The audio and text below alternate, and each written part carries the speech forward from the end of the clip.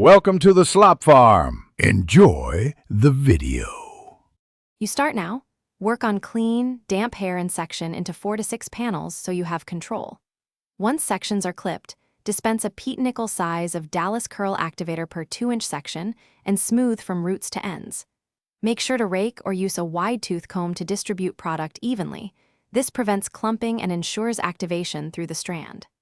Lightly scrunch each section upward to encourage curl formation while the product sets. Do not oversaturate, which weighs curls down. Once done with basic application, define curls using finger coiling or a Denman brush to shape individual ringlets where needed.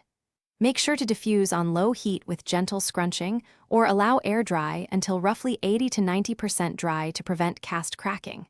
If some zones look frizzy, tap on an extra half scoop and re-scrunch those spots.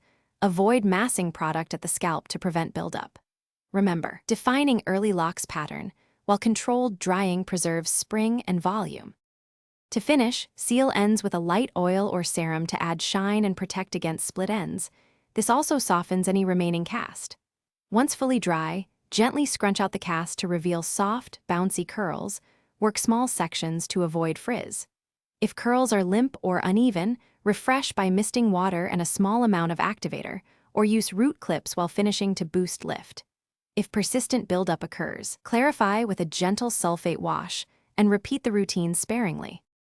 Thanks for watching. Consider subscribing if we helped you today.